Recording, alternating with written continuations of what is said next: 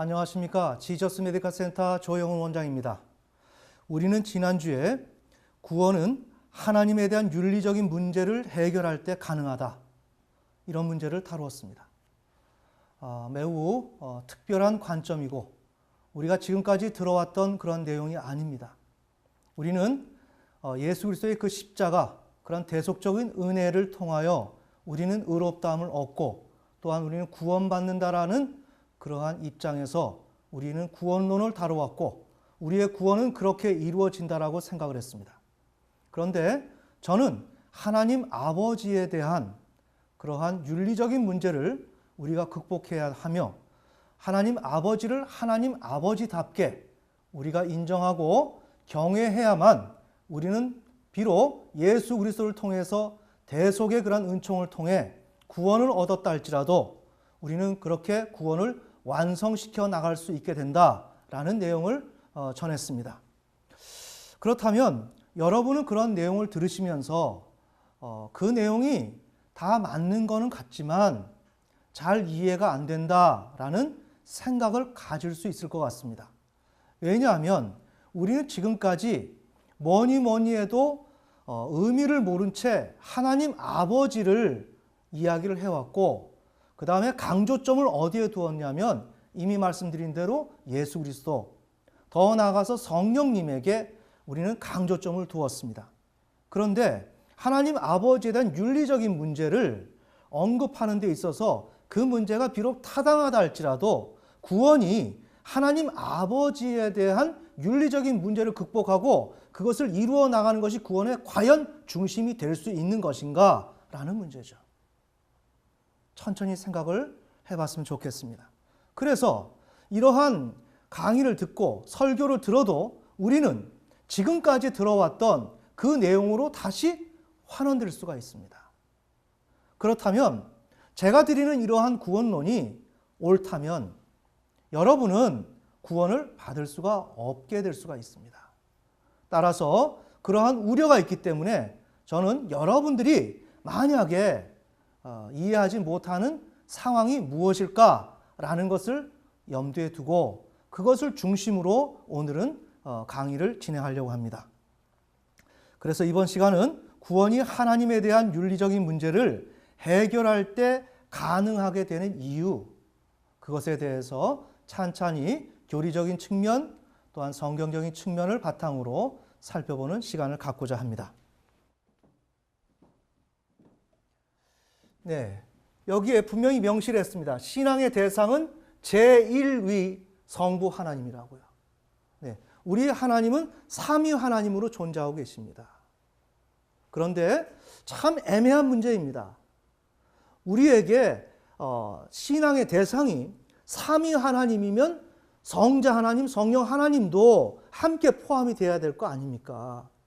그런데 지난주에 말씀드린 대로 아버지 하나님은 제1위 성부 하나님을 의미하는 거죠. 이렇게 되면 성자와 성령 하나님이 여기에서 제외 아닌 제외가 되기 때문에 여기에서 불안감을 느끼게 되고 의구심을 갖게 되는 거예요. 그렇다면 이러한 문제가 과연 성경적인가 하는 것을 살펴봐야 돼요. 진짜 우리의 신앙의 대상이 제1위 성부 하나님인가? 성경은 그렇게 말하고 있는가? 우리는 그것을 확인해야 우리는 그 내용대로 따라 믿을 수가 있는 것입니다. 아멘. 네. 따라서 이 내용은 성경에 이제 근거를 두고 있는데, 자, 근거로서 하나님 제1위 성부 하나님, 성경에서는 하나님 이렇게 표현을 하면 제1위 성부 빼고서도 그냥 하나님 하면 이 하나님은 제1위 성부 하나님을 의미하는 것입니다. 자, 그것이 창세기 1장에서 지속적으로 하나님은 나오는 거죠. 그 하나님이 누구예요? 창조주 하나님. 아멘. 네. 자, 그래서 제1위 성부 하나님은, 즉 하나님 또한 하나님 아버지는 창조의 중심 주체이다. 명시합니다. 여기에 분명히 예수 그리스도와 성자 하나님과 성령 하나님이 분명히 개입되어 있습니다. 하지만 주체가 누구냐는 거예요. 중심 주체가 누구냐는 거예요. 자, 오늘 우리는 무엇을 얘기해요? 신앙의 대상을 얘기해요. 자, 그런 가운데서 창세기 1장 1절 태초에 하나님이 천지를 창조하시느니라. 여기에서 하나님이 등장하죠. 이 하나님은 엘로힘입니다. 이 하나님은 권세 있고 힘이 있으며 뛰어난 제1위 성부 하나님을 의미하는 것입니다. 자, 창세기 1장 2절에 보면 성령 하나님을 하나님의 신으로 별도로 묘사해 놨습니다. 아멘. 네. 그래서 성경은 제1위 성부 하나님을 언급하고자 할 때는 하나님이라는 개념으로 언급을 하시고, 또한 성령님을 얘기하실 때는 하나님이 신이라고 하는 그런 부분으로서 언급을 하는 거예요. 또한 성자 하나님이 창조에 어떻게 개입되어 있느냐라는 것을 성경은 자세하게 설명하고 있지 않지만 요한복음으로부터 시작하여 여러 성경에서 성자 하나님이 구약으로부터 시작하여 계속 활동하셨다. 창조 때로부터 활동하셨다라는 것을 분명히 하고 있습니다. 아멘. 네. 그러나 창조의 중심 주체는 누구다? 제1위 성부 하나님. 자, 오늘 그 사실을 명백히 하고 넘어갑니다. 두 번째, 모든 역사의 유일하며 궁극적 원초적 모든 존재의 기원이 누구냐? 제1위 성부 하나님. 자, 욥기서 1장 21절 인간이란 모든 존재는 하나님에 의해서 모태에서 맨몸으로 출생했다는 거예요. 자, 누구에 의해서? 하나님에 의해서. 제1위 성부 하나님. 시편 90편 3절, 전도서 12장 7절 인간은 흙으로 지음받아서 죽을 때 전에 있던 곳인 땅으로 티끌이 되어서 돌아가게 되는데 하나님은 그것을 주신, 또한 인간의 영은 하나님께서 그것을 주신 하나님께로 돌아간다는 것입니다. 여기에 인간의 영이라는 글자가 좀 빠졌습니다. 자, 그래서 로마서 11장 36절 만물은 하나님께로부터 말미암아 나와서 하나님께로 돌아간다. 자, 오늘 우리의 신앙의 대상이 누구냐? 성부 하나님이라는 거예요. 오늘 성경은 이렇게 명백히 정리를 하고 있어요. 그분은 우리의 창조주요 통치자라는 것입니다. 자, 그래서 그 내용이 어떻게 나와요? 전 우주와 인생에 대한 소유권자와 전 우주와 인생에 대한 통치권자라는 거예요. 누가? 성부 하나님이. 제가 누누이 말씀드렸죠. 우리의 신앙은 우리의 신앙의 대상은 누구인가? 하나님 아버지라고 말씀을 드렸습니다. 이와 같이 그 내용을 뒷받침하는 것이 성경에서 분명히 나와 있습니다. 신명기 10장 14절 하늘, 또한 모든 하늘의 하늘, 또한 땅, 그리고 그 위의 모든 만물은 하나님께 속했다. 누구의 소유다? 하나님 아버지의 소유다. 또한 에스겔서 18장 4절 모든 영혼은 하나님께 속했다. 네, 우리가 하나님께 속했다. 성부 하나님께 속했다. 성경은 분명히 성부 하나님을 얘기하고 있습니다. 출애굽기 15장 5절 세계는 모두 성부 하나님께 속했다. 자, 전 우주와 인생에 대한 통치권이, 또한 통치자는 누구인가? 하나님 아버지다. 시편 72편 8절 바다에서 바다까지, 강에서부터 땅끝까지 누가 다스려요? 하나님 아버지가 다스린다. 다니엘서 5장 21절 지극히 높으신 하나님이 인간 나라를 다스린다. 오늘 우리나라를, 우리 대한민국을 누가 다스려요? 하나님 아버지가 다스린단 말이죠. 출애굽기 15장 18절 하나님은 영원 무궁토로 인간을 다스립니다. 자, 그래서 이 내용을 요약을 하면 인간은 제1위 성부 하나님을 창조의 중심 주체요 모든 역사의 유일하고도 궁극적 원초적 모든 존재의 기원 되심과 전 우주와 인생에 대한 소유권자 이른바 창조주와 통치권자 또한 통치자로서의 신앙의 대상으로 경에 복종해야 된다. 자, 정리되시죠? 따라서 제1위 성부 하나님은 신앙의 대상이 확고하다. 자, 우리가 이런 관점 속에서 지난주까지 다뤘던 내용을 생각해 봐요. 상당히 좀 파격적인 내용입니다. 오늘 우리의 구원에 가장 1순위로 등장해야 될 대상은 누구인가? 성부 하나님, 제1위 성부 하나님, 하나님 아버지가 되어야 한다는 거죠. 이러한 인식을 가지고 있고, 그런데 우리가 타락을 해서 하나님 아버지 앞에 불순종했기 때문에 이런 문제를 복구시키고 회복시키기 위해서 당신의 아들을, 성자 하나님을 이 땅에 보내시고, 그를 통해서 오늘 우리의 죄 문제를 해결하시고 그리하여 하나님과의 막힌담을 회복하게 하시고 우리의 죄 문제 이러한 믿을 수 있는 신앙의 자원을 만들어 주시고 그래서 하나님의 자원, 하나님의 자녀 또한 하나님의 백성으로 만들어 주심으로 말미암아 누구를 섬기라고 하나님 아버지를 섬기라고 이렇게 하나님께서 계획하시고 진행하시는 것이라는 내용입니다. 아멘. 네. 그렇기 때문에 오늘 우리의 신앙에서 가장 중심으로 다뤄져야 될 것은 내가 그분에게 창조되었고 그분에게 속해 있으면서 그분을 경외해야 되는 것이 바로 우리의 문제라는 것을 우리가 잊지 말고 이것을 중심으로 예수 그리스도를 생각하고 이것을 중심으로 성령님을 생각하고 그리하여 구원의 문제를 전체적으로 이것을 중심으로 생각해야 된다는 내용입니다. 아멘. 네. 자, 그럼 이렇게 되다 보니 인간의 책무가 당연히 나옵니다. 자, 인간의 책무란 인격적인 제1위 성부 하나님을 향한 윤리적인 문제를 충분히 소화하고 하나님을 하나님 되심에 준하여 대우해 드려야 된다. 네, 이미 제가 언급해드렸던 내용입니다. 윤리적인 문제, 인간이 마땅히 해야 될 것. 그것은 예수 그리스도를 외치는 게 아니고 예수가 나를 도와주시고 예수의 그 모든 것을 내가 신앙이 구원받고 하는 논리로 가는 게 아니라 하나님 아버지에 대해서 나를 지으신 그 하나님 아버지에 대해서 마땅히 하나님 아버지 앞에 그렇게 해야 될 것이 인간인데 그런 윤리적인 의식을 우리가 가지고 있어야 된다는 내용입니다. 아멘.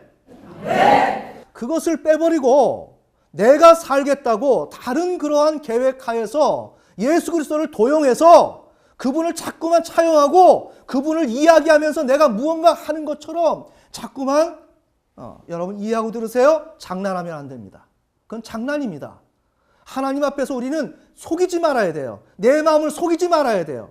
다시 말씀드리면 우리는 하나님 아버지를 윤리적 차원에서 그분을 공경하고 대우해 주는 것을 가장 우선순위로 생각해야 되는데 이상하게도 예수 그리스도를 성령님을 통해서 무한히 하나님을 사랑하는 것처럼 그들이 이야기를 하고 있는데 사실 알고 보니까 하나님에 대해서 관심이 전혀 없는 사람들이더라.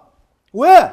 하나님 아버지께서 요구하는 성경에서 요구하는 것을 듣는 둥 마는 둥 하니까 그러면서 이상하게도 예수님을 사랑해요. 성령님을 사랑해요. 이러한 어떤 액션을 부린단 말이에요. 그것이 무언가 하나님 아버지에 대한 윤리적인 문제를 해결하면서 그런 액션을 보인다면 이해가 되는데 가장 근본적인 하나님에 대한 그런 신앙을 하지 않으면서 하라고 몰아붙여도 듣는 둥 마는 둥 하고 그것을 교리적으로 그렇게 설명하면서 나는 구원받는다는 둥 이렇게 하면 되는 것이라는 둥 우리 나름의 논리를 펴서 예수님과 성령님을 통해서 신앙을 진행시켜 나가려고 하는 의도 저는 오늘 이 시간에 그것을 말씀드리는 것입니다. 아멘. 네. 그래서 우리는 하나님 앞에 윤리적인 문제를 해결해야 된다. 자, 그렇게 되면 우리가 어떻게 되는가? 성경은 분명히 하나님께 복종한 결과 장차 세상을 통치하여 복락을 누릴 수 있게 된다라고 하나님께서는 말씀하고 있는 거예요. 그래서 우리는 이렇게 가야 하는 것입니다. 자, 그런데 인간의 문제가 어떻게 되는가? 전도서 7장 29절은 분명히 인간의 그 속셈을 아주 적나라하게 간파한단 말이에요. 제가 말씀드린 대로 왜 예수 그리스도를 그렇게 생뚱맞게 원할까? 그렇게 예수 그리스도를 원했던 사람이 한국교회가 이 시간에 비신자들 앞에서 기독교라는 이름조차도 올리지 못하도록 그렇게 우리 한국교회가 행함으로 보였을까? 진짜 예수님을 사랑한 사람들이었다면 이 한국교회가 그렇게 추락했을까? 오늘 우리는 그것을 생각을 해봐야 됩니다. 자, 거기에 배경은 무엇인가? 우리는 거짓을 행한다는 거예요. 아주 종교적으로 바리새인들처럼 누구보다 열심히 하는 것처럼 그러면서 바리새인이 그렇게 했다라고 매일같이 바리새인을 팔아넘기면서 내가 바리새인이 되어서 그렇게 우리가 하고 있어요.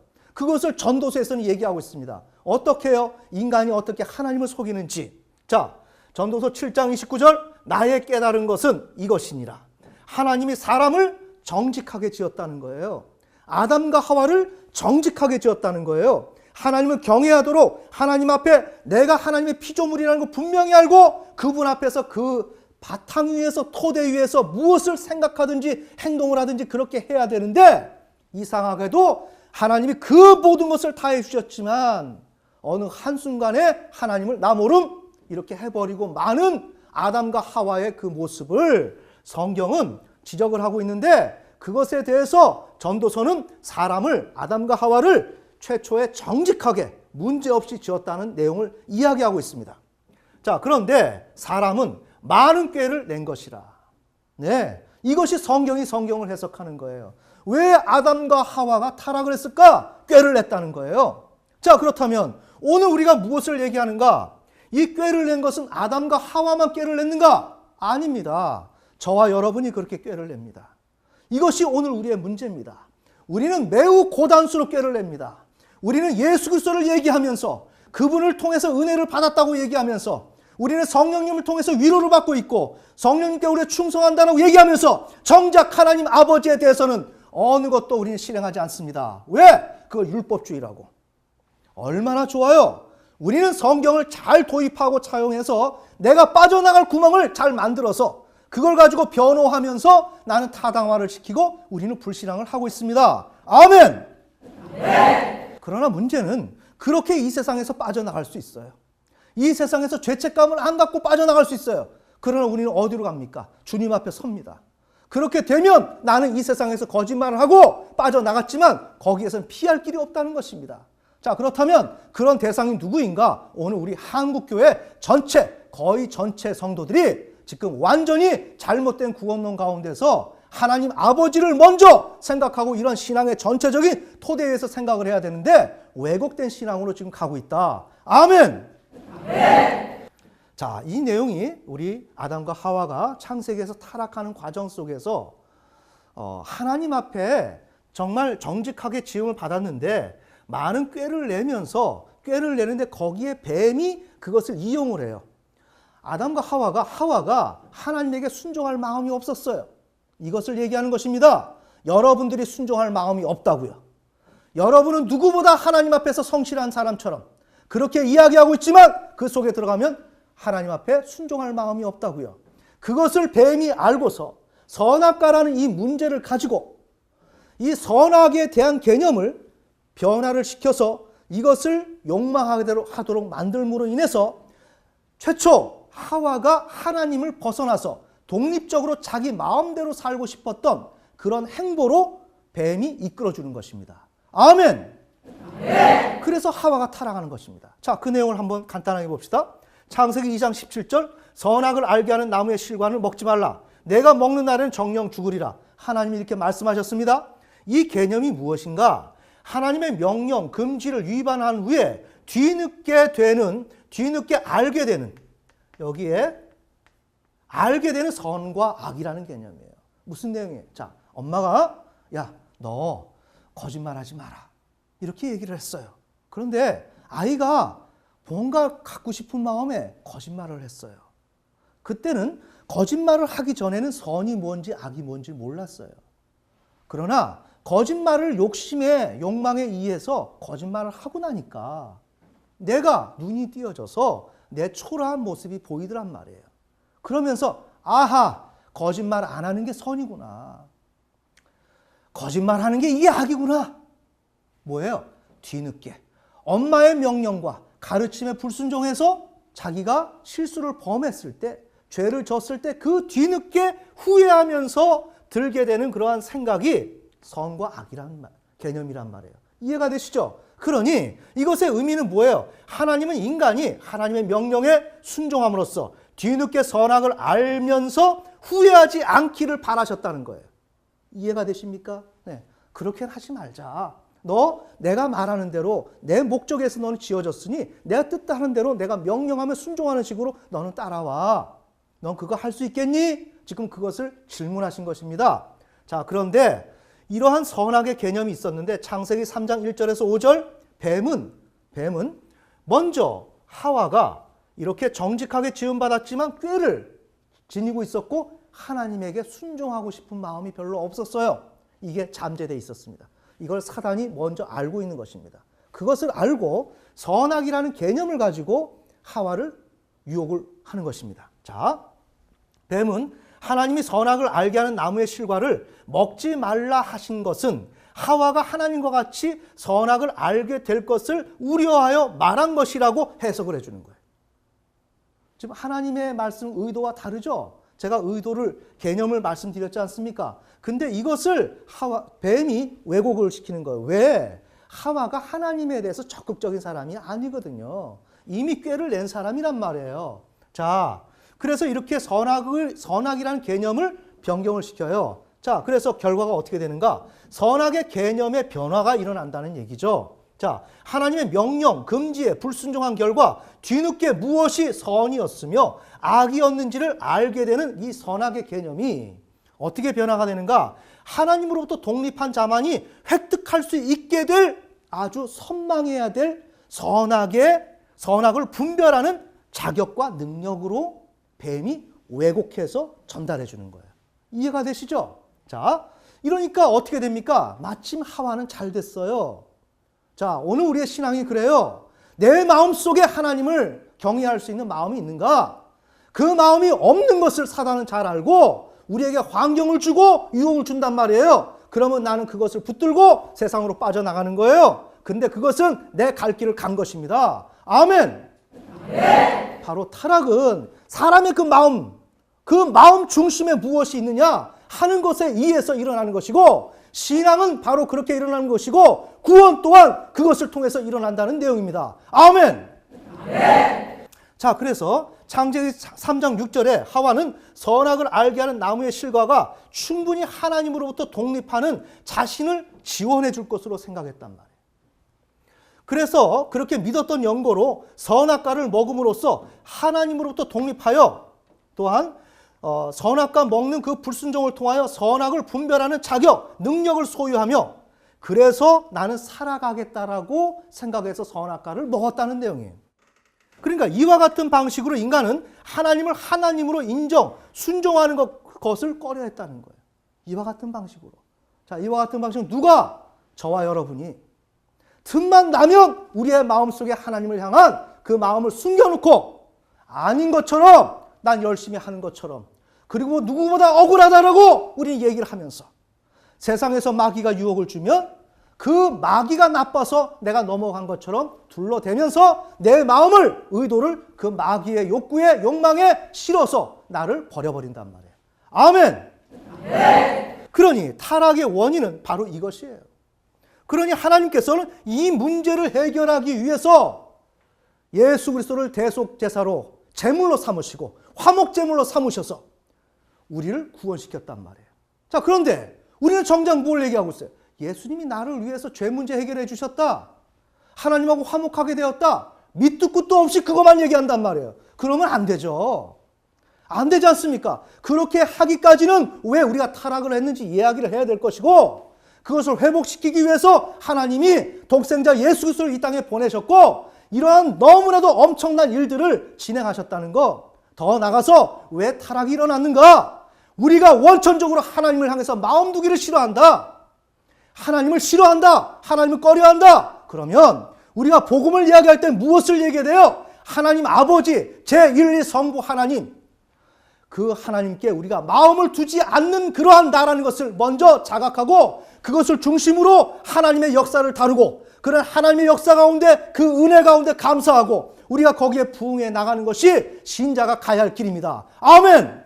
네. 그러니 복음은 하나님 아버지께 순종을 중점으로 다루어야 하는 것이에요. 근데 제가 뭐라 그랬어요? 예수 그리스도. 오직 예수. 대단한 사람 같아요. 대단한 사람 같아요. 그러나 오직 예수였으면 그 사람은 이미 제가 언급한 대로 모든 것이 충분히 오직 예수 하는 것만큼 따라줘야 됩니다.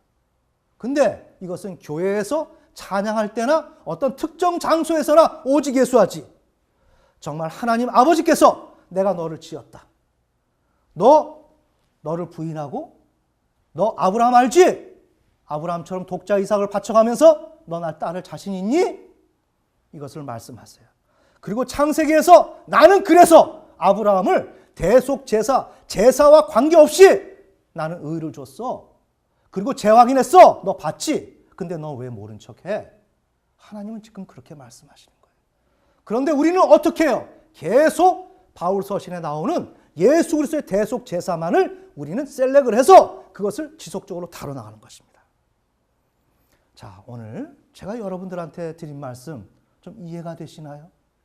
오늘 이러한 강의를 하게 된 배경은 우리의 구원은 하나님에 대한 윤리적인 문제를 해결할 때 가능하다라고 얘기를 했는데 여기에 대해서 좀 더 부연 설명이 필요할 것 같아서 제가 이렇게 설명드렸습니다. 자, 우리는 하와처럼 하나님에게 전혀 마음을 줄 수 있는 사람이 아니다. 마음이 없다. 오직 내가 마음을 갖고 있는 건 내 처자식, 내 가족, 나 자신, 이러한 육신을 어떻게 이 세상에서 부끄럼 당하지 않고 유지하느냐, 여기에 관심 있지. 하나님께서 아브라함에게 독자 이삭을 바치기까지 순종해라 라고 했을 때 그거는 아브라함 세계나 있는 일. 어떻게 아들을 죽여? 잘 됐죠? 변명하기 잘 됐죠? 하나님은 그게 아니에요. 다른 방식으로 하나님 앞에 내놓아 보라는 것이에요. 근데 그것도 안 하고 우리는 그런 제사 방식은 이 시대에 없기 때문에 그렇게 핑계를 잡으면서 완전히 회피해버린단 말이에요. 아멘.